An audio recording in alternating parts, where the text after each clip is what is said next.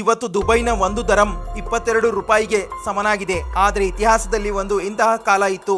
Dubai, Oman, Kuwait ಮತ್ತೆ Gulf ದೇಶಗಳಲ್ಲಿ Indian rupee officially ಕರೆನ್ಸಿಯ ಹಾಗೆ ಉಪಯೋಗ ಆಗ್ತಾ ಇತ್ತು.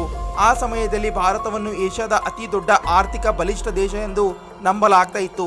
ಆದರೆ ಈ ಸೂಪರ್ ಪವರ್ ಜಾಸ್ತಿ ದಿನ ಉಳಿಯಲಿಲ್ಲ. ಆ ಸಮಯದಲ್ಲಿ ಗಲ್ಫ್ ದೇಶಗಳಲ್ಲಿ ಬಂಗಾರ ತುಂಬಾ ಅಗ್ಗವಾಗಿತ್ತು ಮತ್ತೆ ಭಾರತದಲ್ಲಿ ಅದೇ ಬಂಗಾರ ಜಾಸ್ತಿ ಬೆಲೆಗೆ ಮಾರಾಟ ಆಗ್ತಾ ಇತ್ತು. ಇದರ ಲಾಭ ಪಡೆಯಲು ಸ್ಮಗ್ಲರ್ಸ್ ಭಾರತೀಯ ರೂಪಾಯಿಯಿಂದ ಗಲ್ಫ್ ದೇಶಗಳಲ್ಲಿ ಬಂಗಾರ ಖರೀದಿ ಮಾಡಿ ಮತ್ತೆ ಅದನ್ನ ಬಚ್ಚಿಟ್ಟು ಟ್ಯಾಕ್ಸ್ ನಿಂದ ತಪ್ಪಿಸಿ ಭಾರತಕ್ಕೆ ತಂದು ಇಲ್ಲಿ 2 ಪಟ್ಟು ಜಾಸ್ತಿ ಬೆಲೆಗೆ ಮಾರಾಟ ಮಾಡ್ತಾ ಇದ್ರು. ಭಾರತಕ್ಕೆ ಈ ಮಾತು ತಿಳಿಯಲು ತುಂಬಾ ದಿನ ಬೇಕಾಯಿತು. ಮತ್ತೆ ಒಂದು ಇಂತಹ ಸಮಯ ಬಂದಿತ್ತು, ಗಲ್ಫ್ ದೇಶಗಳ ಹತ್ತಿರ ಇಂಡಿಯನ್ ರುಪಿ ತುಂಬಾ ಜಾಸ್ತಿ ಇತ್ತು. ಮತ್ತೆ ಅವರು ರಿಸರ್ವ್ ಬ್ಯಾಂಕ್ಗೆ ಹೇಳಿದ್ರು, ನಮಗೆ ರೂಪಾಯಿ ಬೇಡ, ಡಾಲರ್ಸ್ ಮತ್ತೆ ಬಾಂಡ್ಸ್ ಬೇಕು ಅಂತ.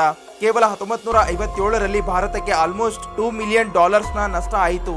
ಈ ನಷ್ಟ ತಡೆಯಲು 1959ರಲ್ಲಿ ಗಲ್ಫ್ ರೂಪಾಯಿ ಲಾಂಚ್ ಮಾಡ್ತು. ಇದು ಇಂಪಾರ್ಟೆಂಟ್ ನೋಟ್ ಆಗಿತ್ತು.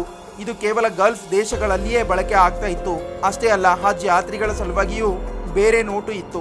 ಈ ಸಿಸ್ಟಮ್ ಸರಿಯಾಗಿ ನಡೀತಾ ಇತ್ತು. ಆದ್ರೆ 1962ರಲ್ಲಿ ಯುದ್ಧ ಮತ್ತೆ ತಪ್ಪು ಆರ್ಥಿಕ ನಿರ್ಧಾರಗಳಿಂದ ಭಾರತ ತನ್ನ ರೂಪಾಯಿ ಮೌಲ್ಯ ಕಳೆದುಕೊಳ್ತು. ಹೀಗೆ ಭಾರತೀಯ ರೂಪಾಯಿ ಬಿತ್ತು, ಹಾಗೆ ಗಲ್ಫ್ ರುಪಿ ಕೂಡ ಕ್ರ್ಯಾಶ್ ಆಗಿ ಹೋಯಿತು.